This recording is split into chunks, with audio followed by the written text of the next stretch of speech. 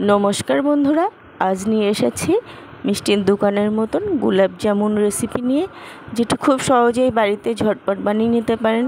তো এর জন্য প্রথমে আমি 1 লিটার দুধে ছানা কাটিয়ে নিয়েছি, একটা থালাতে নিয়ে নিলাম। এর মধ্যে আমি নিয়ে নিলাম 1 বাটি সুজি, হাফ বাটি গুঁড়ো দুধ, 1 চামচ চিনি আর হাফ চামচ বেকিং সোডা। এবার এই উপকরণগুলো ভালোভাবে আমি মেখে নেব। এটা ভালোভাবে মিশিয়ে মেখে নিতে হবে। তারপরে বাইন্ডিংয়ের জন্য দিয়ে দিলাম 2 চামচ ময়দা। এটা ভালোভাবে এরকমভাবে মেখে নিতে হবে। ছানাটা যত ময়ম হবে গোলাপ জামুনগুলো তত সুন্দর হবে আর টেস্টও হবে। তো থালা থেকে যখন এরকম ছাড়িয়ে আসবে বুঝতে হবে যে ছানাটা মাখা হয়ে গেছে।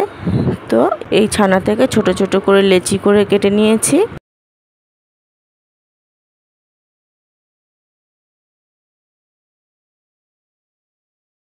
তারপরে হাতে গোল গোল করে আমি গোলাপ জামুনের শেপগুলো দিয়ে নিলাম।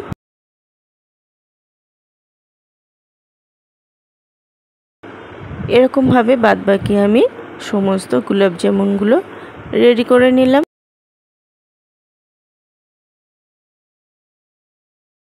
এরপর একটা পাত্রে আমি নিয়ে নিয়েছি 2 বাটি চিনি ও 4 বাটি জল।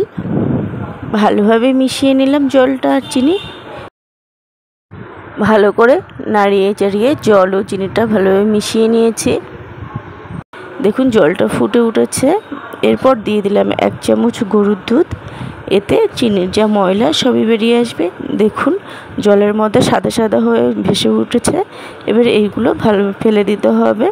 তারপর দিয়ে দিলাম কতগুলো এলাচ ফাটিয়ে নিয়ে দিয়ে দিয়েছি। তারপর ভালোভাবে মিশিয়ে একটা ফাইন শিরা তৈরি করে নিতে হবে।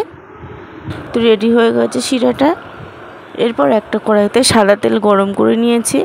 এর মধ্যে দিয়ে দিলাম করে রাখা গোলাপ জামুনগুলো।